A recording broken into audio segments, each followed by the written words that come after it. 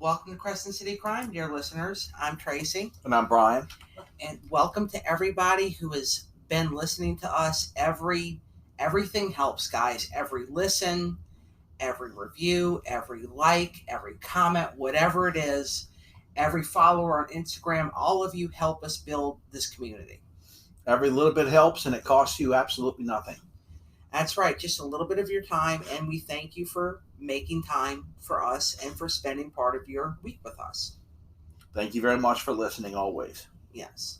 And of course, our social medias are on TikTok at TBSmith68, Instagram CCC NOLA Podcast, YouTube is Crescent City Crime, and we do have a private Facebook group that if you have to ask to join, and if you don't look like a weirdo, and that was my dog sneezing just now because she also does not like weirdos, I will let you in to the group.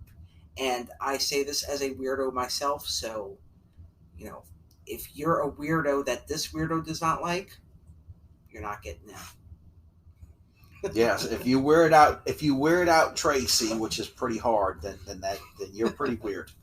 Yes, and not in a good way.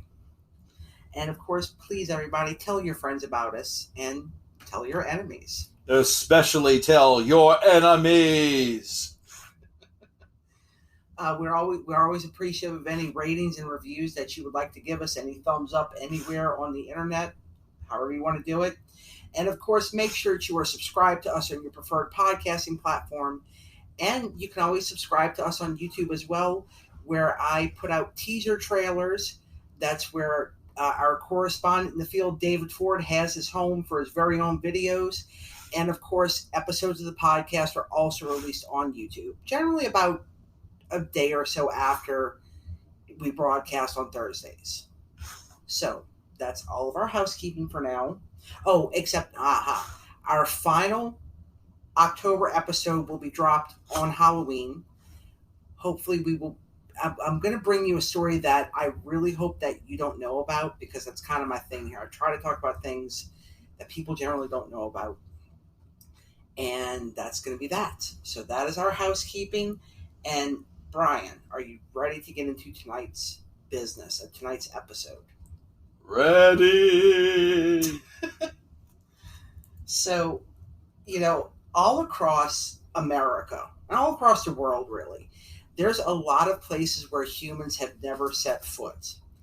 And what would you say if I told you that one of those places on this earth is our very own Louisiana swamps? That would not surprise me at all. The Louisiana swamps are pretty vast. There are about 3 billion acres of marshy Louisiana terrain that are so desolate and difficult to access that they're as primitive and uncorrupted by humans as anywhere else that humans have not set foot in, right? So, of course, this always lends to the possibility of creatures that we don't know about. I mean, think about this. Like all of our country, every region has a different sort of cryptid, right? Like the Appalachian cryptids,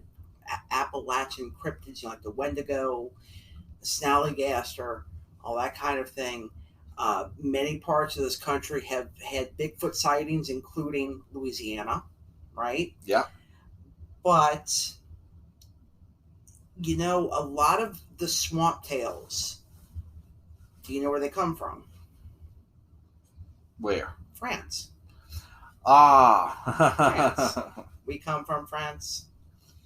Yes, that's quite true. Yes. Now, the Acadians came from the rural areas of the Vendée region of western France. They were Catholic, and in the mid-1700s, the Acadians refused to sign an oath of allegiance to Britain and also refused to accept the Protestant faith. As a result, they were exiled by British command, and thousands of Acadian families were ordered to leave their homes. The exiled Acadians migrated to several different places, but one group of about 200 settled in Louisiana, and that is what became known as Cajuns. Yep, the French Canadians. The French Canadians. Yeah, and there is a language, I believe it is called Cajun, and it's derived from French. Right. Yeah, the Cajun French.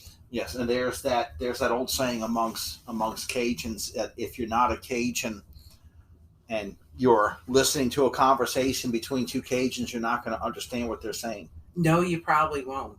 That's very true. Even in the way, many Cajuns speak English as well. The best comparison I have, of course, is if you're English in Great Britain and you listen to a couple of Scotsmen talk. It's gonna, yeah, because they have that very thick accent. Yes, they're speaking English, but it can be difficult to understand. Well, see, I would automatically understand it because I have Scottish heritage. Just like how I would automatically be able to understand French because I also have French heritage, right? Oh, sure.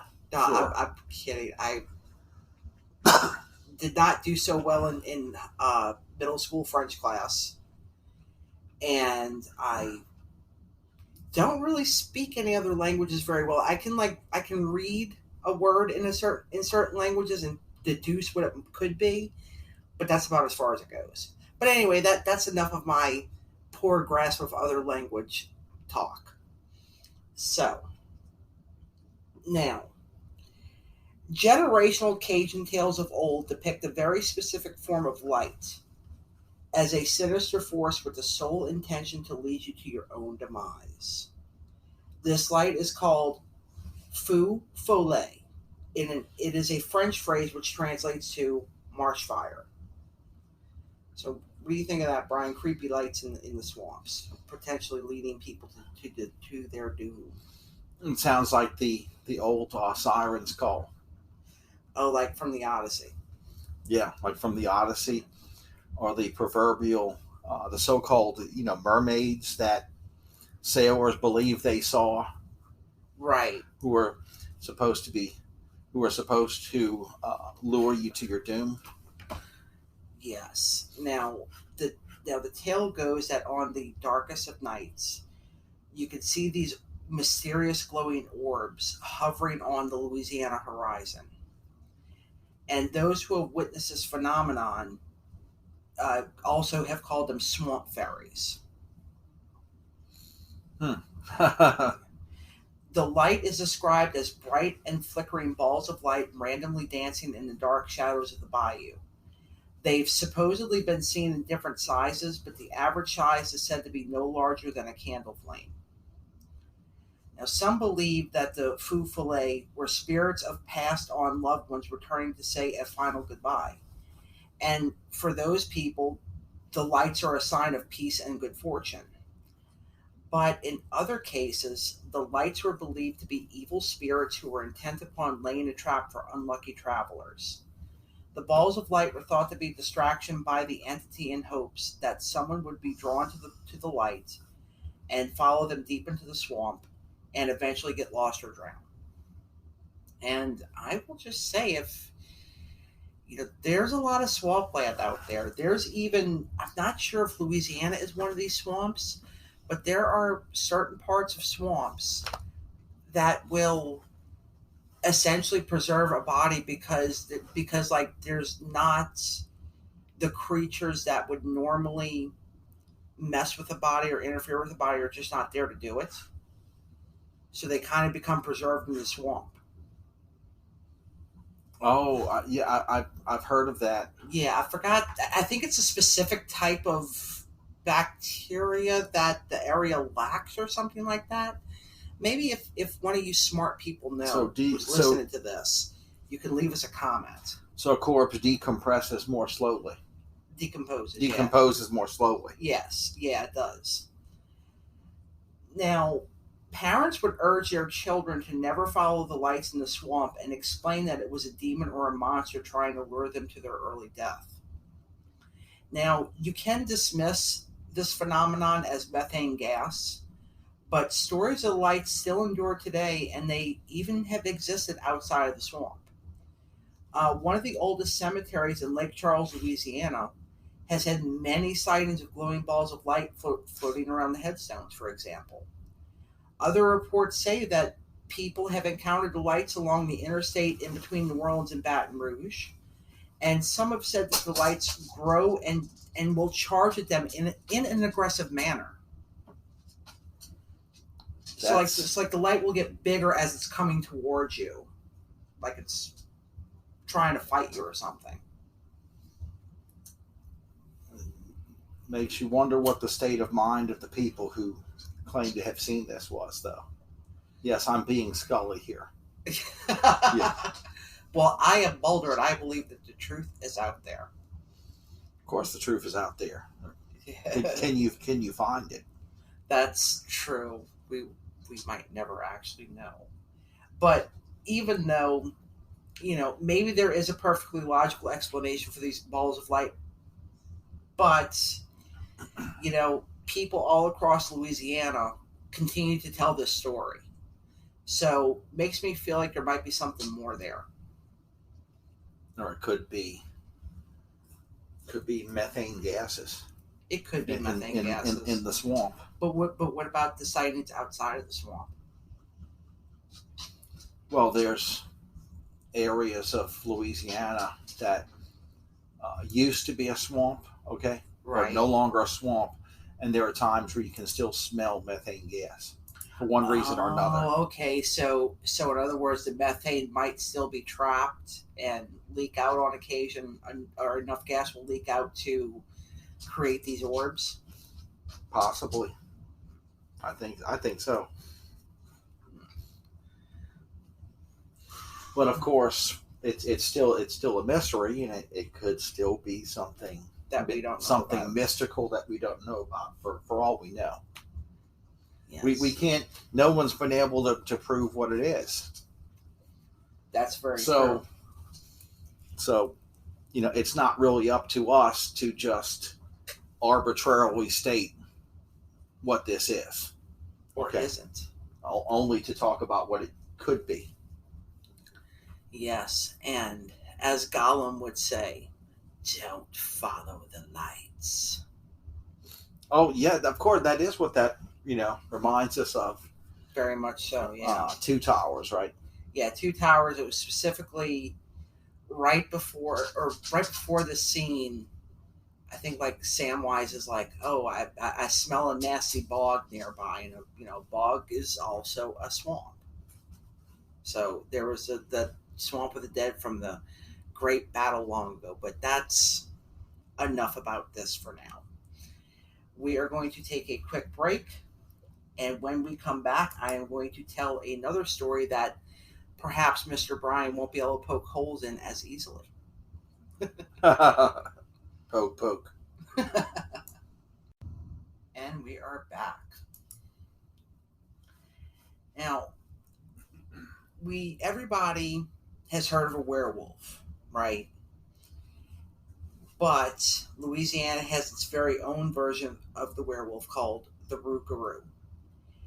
And the history of this creature dates back across centuries. While there are some different origin stories, the earliest mention of the Rougarou actually comes from medieval France. So France again. In a time of plague and war, the Rougarou was blamed for just about anything. Did your village get pillaged? It was the Rougarou's fault. Did a child disappear? The Rougarou got it. That kind of thing. Okay. Now, the villagers would capture people under the suspicion of being shapeshifters. Well, this was medieval times. Yeah.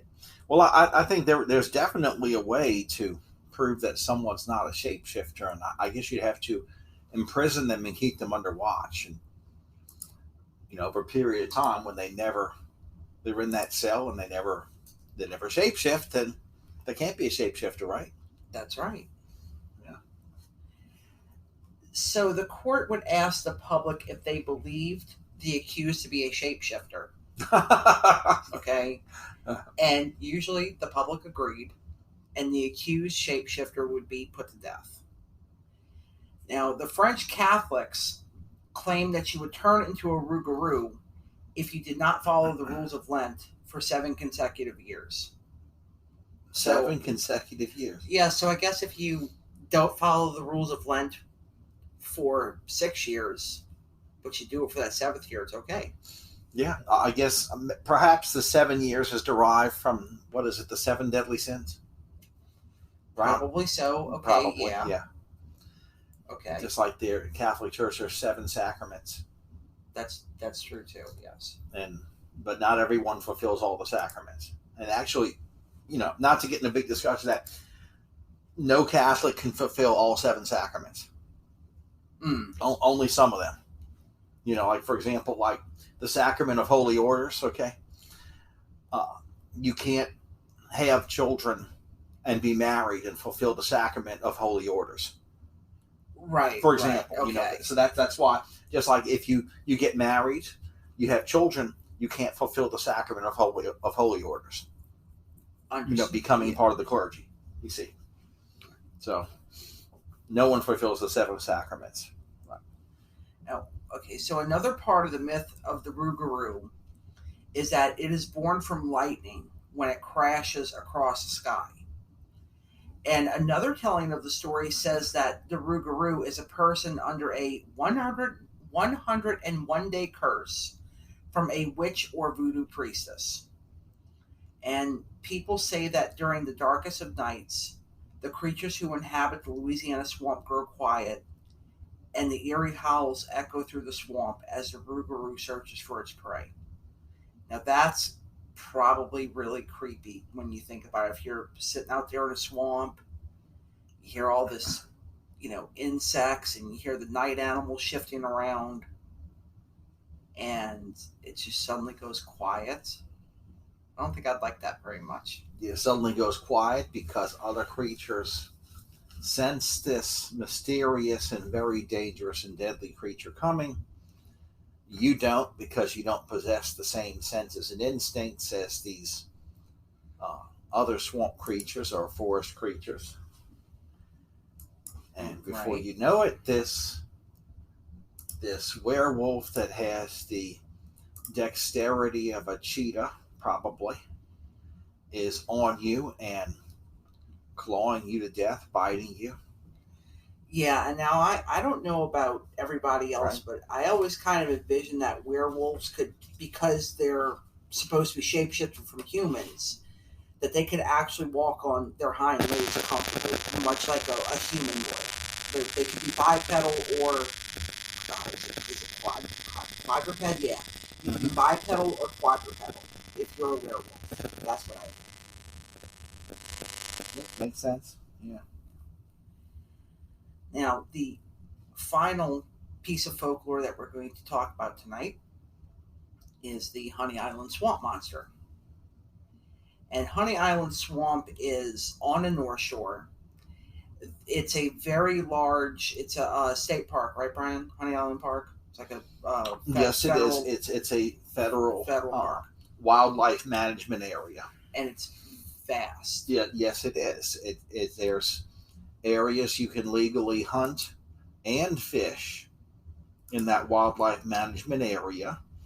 To be present in that wildlife management area, you must have either a hunting license or a fishing license. It could be the annual fishing license if it's a fishing license, or it could even be a daily fishing license, like places like the sporting goods counter at, say, the Super Walmart in Slidell, for example. Will sell you this fishing license.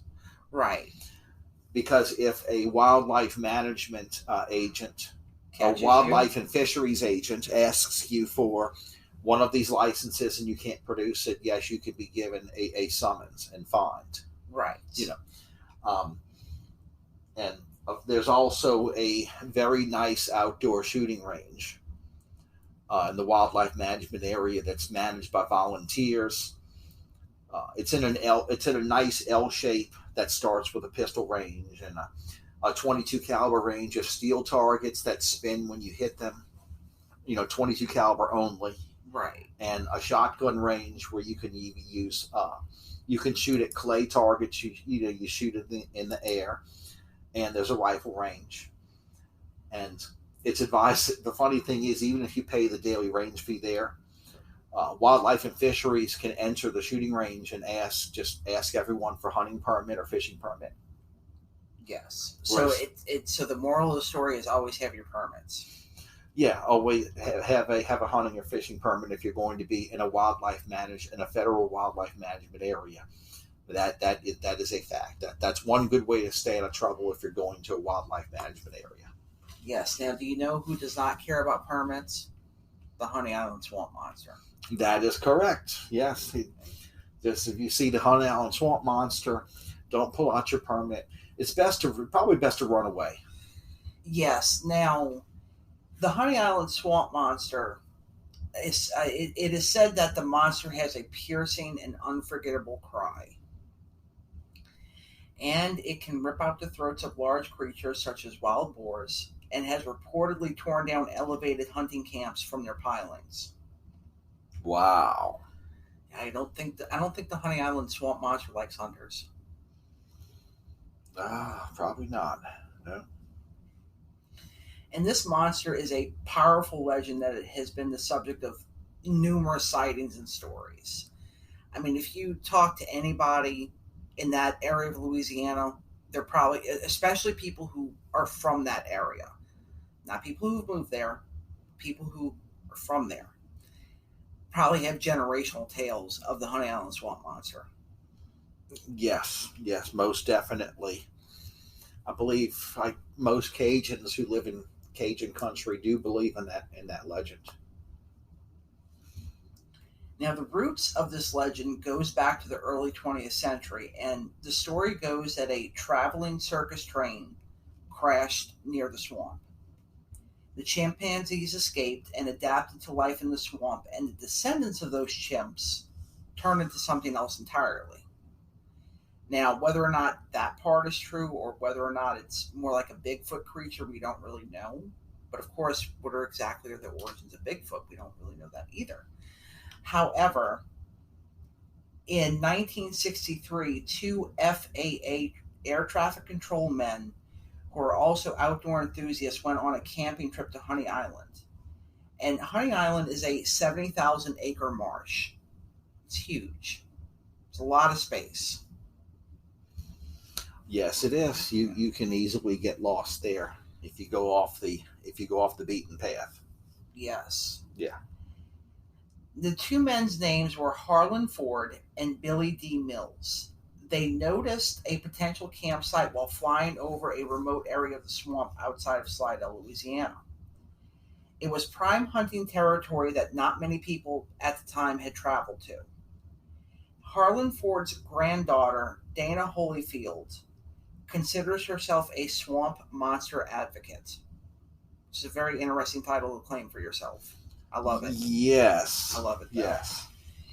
And she says that, it was prime hunting territory and in an isolated area that few people had traveled. After my grandfather retired, he spent a lot of time at the camp documenting wildlife, and he documented the creature that we call the Honey Island swamp monster. And yes, there is footage of this on YouTube, and yes, I will link in the show notes for anybody who wants to go see it. You can make the determination for yourself what you think it could be. It could actually be if it's just a person in a costume, or if it's the real deal. Now, something else of note is that there have been footprints left by this monster, and there are plaster casts of the tracks on display in the Honey Island Swamp Monster Museum. So you can. Where's that museum located? It's in Pearl River. Yeah, Pearl River is close to the wildlife management area. Now that's in Mississippi, right? It's like on the border, like Slidell, Louisiana, Mississippi. Right. Okay. Right. So you cross over into Mississippi from Pearl River, pretty much. That's right. Right. Now, Ford appeared on a 1970s television episode of In Search of with Mr. Spock, Leonard Nimoy. Yes, with Leonard Nimoy. Yeah. And he described the monster as an unkempt behemoth, over 7 feet tall, with scraggly black hair covering its body from head to toe, and piercing amber eyes looking out from a surprisingly human-like face. Almost like a Wookiee. Almost like a Wookiee, except a Wookiee doesn't have a human face, really. That's true. That's true. Now, he said that at first he thought it was a bear, and then it turned around. And he said that along with his physical descriptions, Ford was the one who took the plaster cast of the feet, or the tracks. Okay. Now, the tracks are four-toed and have a web-footed cross between that of a primate and a large alligator. Okay. So web toes. Oh, wow. Okay. Which means that this creature is adept at going into the water, which is very important if you are a creature that lives in a swamp. Yeah, that leaves open the possibility that this is a creature that has existed in unknown areas, but unknown areas of the swamp, unexplored areas of the swamp, that has ventured out. Right. And ventured back, more than likely. Yes, and some area residents challenged Ford, like they didn't believe him, of course. And they claimed that he and his friends created the swamp monster to secure their hunting territory. Maybe the guys were bored or they wanted to boost the local economy, but, who knows, really? We don't have any proof that Bigfoot exists, the Honey Island Swamp Monster exists, or anything like that. Yet there are still, videos out there of these creatures that have not been explained. Okay, and there are still people out there who will say that they've seen Bigfoot or the Honey Island Swamp Monster or whatever. So you can always leave it up to your own imagination. But Ford never stopped searching for the monster. And he wound up retreating from the public eye following the criticism. His wife, Yvonne, was the one who found the video that he recorded of the Honey Island Swamp Monster after his death, as a matter of fact. He died in 1980.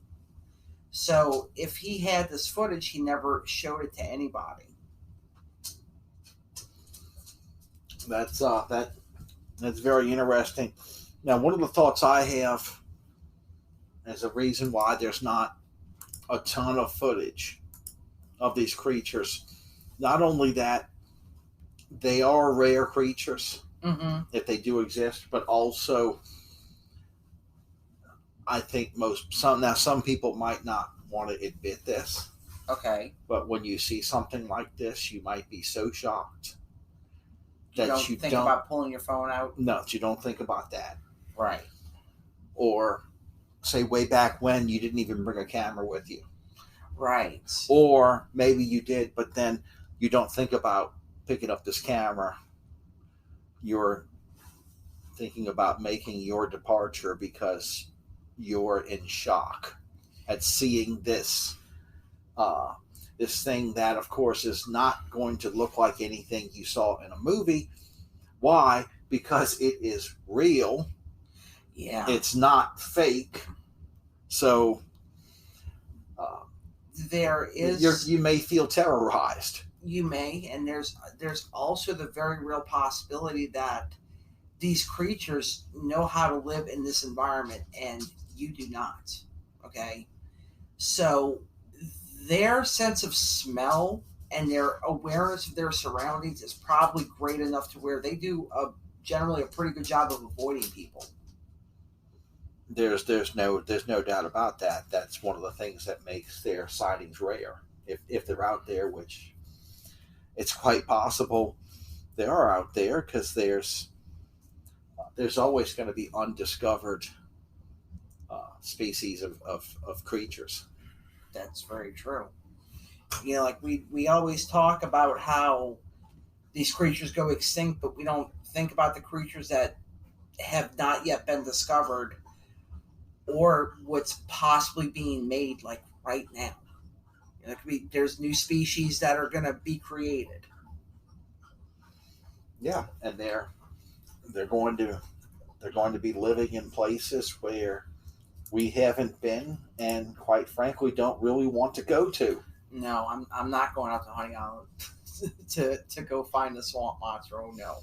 No, no. Next time we go to Honey Island, it would likely be to use the outdoor shooting range. Likely, yes. Yeah. Which is, as far as when you talk about rifles and shotguns, outdoor is always best because it's going to be easier on your ears. You know. That's very So, true. yeah. Neil Benson, who is the owner of Pearl River Eco Tours, says that he doesn't care if people believe in the Honey Island swamp monster. He says that there's a lot of things in life that we believe in that we haven't seen, like God. I don't know what it was. I just know I saw something that day. Yeah, I do believe he saw something, Mm-hmm. and quite frankly, no one really knows what he saw. All we know is this name that we have given it collectively. Right. And we call it a monster, but is it really a monster? Right. If we were able to speak to it, it certainly wouldn't say, "Hello, hi, I'm the Honey Island Swamp Monster. Nice to meet you." Of course, it wouldn't call itself a monster, if it was able to communicate with it. Right. Now, Neil Benson says that he saw the creature when he was 16 years old. He was paddling away from a duck blind in a pirogue, but he saw something tall moving, and it was unlike anything he had ever seen move on two legs throughout the water. It wasn't a bear, and it wasn't a man. Okay? Right. Yeah. Whoever sees this is going to understand that it's nothing like they've seen before. Right. And likely. Yeah. Yes. And there is also another one of the plaster casts of the Honey Island Swamp Monster tracks. There's also one on display at the Abita Mystery House in Abita Springs, Louisiana, which is not terribly far away from Slidell. Yeah, the Abita Springs is closer to fairly close to, let's see, Covington, right? Yes. Yeah, on the North Shore, Mandeville, Covington, Abita Springs, Slidell. Yeah.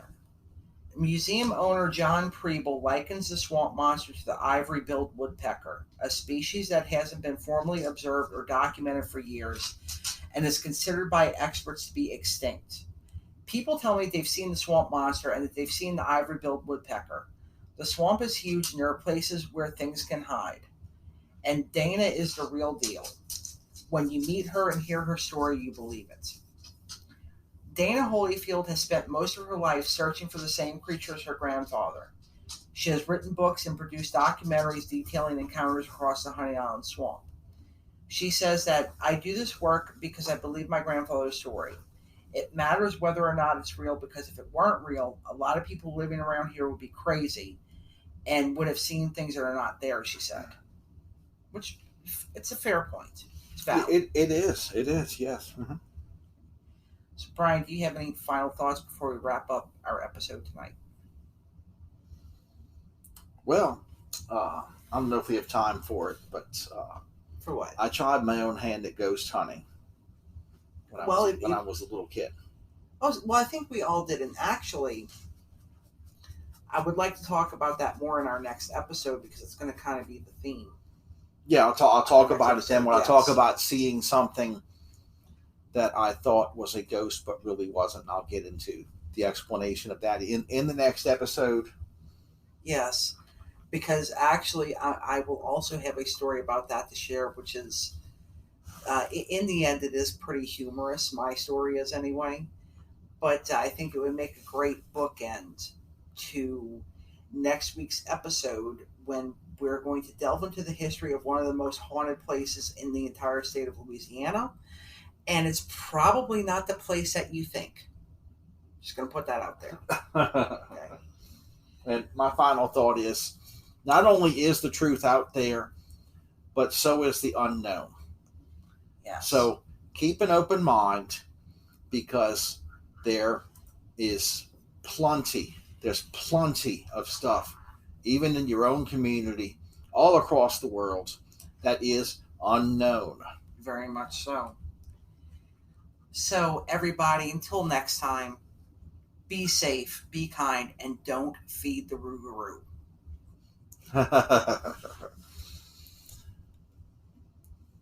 It's 8 p.m.